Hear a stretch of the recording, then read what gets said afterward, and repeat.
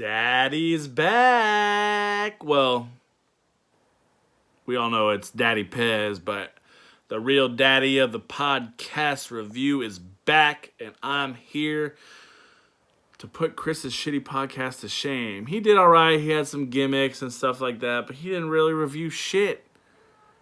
Stick to making babies like you're good at, all right, buddy? I'm having seriously technical difficulties today, so I'm recording from my phone, and I can't even play music. That's why I didn't have an entrance song. But you know it was going to be Daddy's Home by Usher.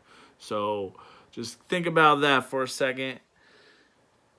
All right, let's get to the awards. Shit start of the week was me. Starting Larry Fitzgerald, got a nice 0.9 points. Yeah, that's fucking great. He has not done anything this year. But hopefully Josh Rosen turns that around. Performance of the week, kind of easy. I should have picked something else, but I gave it to Chevy with Drew Brees. He had 40.5 points.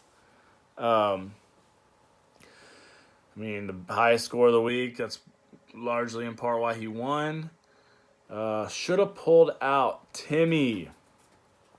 Saints D. They were almost going to be shit start. They got -1 point.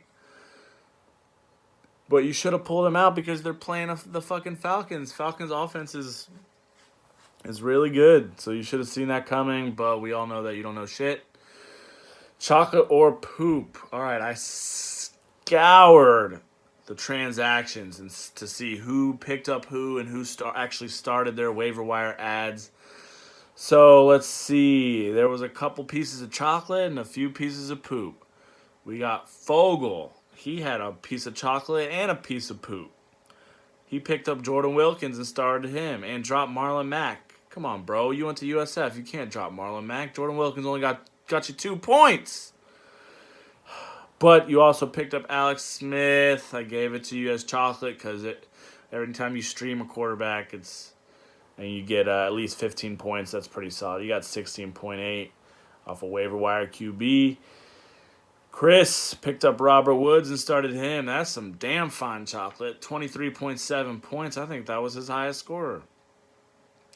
Couple more pieces of poop. Justin picked up Eric Ebron, thinking Jack Doyle being hurt was going to get him some points. He only had 3.3.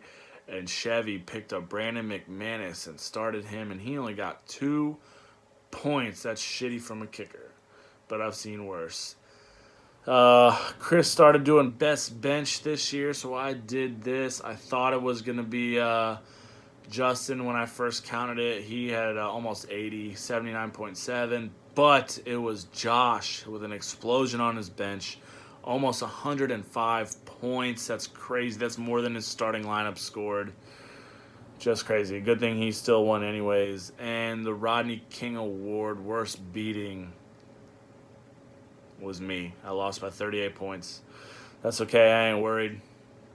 Let's get into these matchups. Me versus Justin. Man, my team has not looked good the past couple weeks, but while you all think I'm panicking or pissed off, I'm just waiting in the shadows to make my move like Justin did last year. Speaking of Justin, his team had a very good day, posting the second highest score of the week, thanks to Mahomes. Of course, he's still on fire, and a nice Thursday night cushion from Carlos Hyde on a night where his son, Carlos Jr., was born. He was showing out for his newborn son because there ain't no, not because, he's lucky because Carlos Jr. ain't going to get born every game, so of course it was against me. Man, I'm just waiting for Mahomes to hit that wall, you know? I mean, he cannot keep this up. There's no way. It's unsustainable. He now has the record for the most touchdowns in his first 3 games. The record. That's crazy. 13 touchdowns in 3 games. But Justin's team, I can't take anything away. It was consistent all around with all but 3 guys getting double digits. My team, on the other hand, didn't do completely horrible. I put it all on that anomaly game in Minnesota. I mean, what the fuck was that, losing to the Bills? AJ versus Timmy. Back to normal for Timmy. Lowest score of the week. He left a lot of points on his bench. He probably wanted to start. It wasn't enough. Wait, was it? It was enough that could have gotten him another win, but sadly, he sucks again. His one bright spot was Fitzmagic last night in garbage time with 25 points.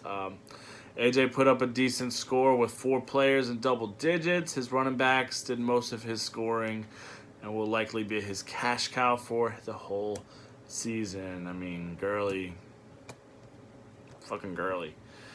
Fogel versus Chris. Chris finally gets his first win of the season thanks to his chocolate, who was his highest scorer, like I said, but he did have consistent scores from every player but Demarius, who he keeps trying to trade now because Demarius has been sucking. Don't fall into the trap, guys.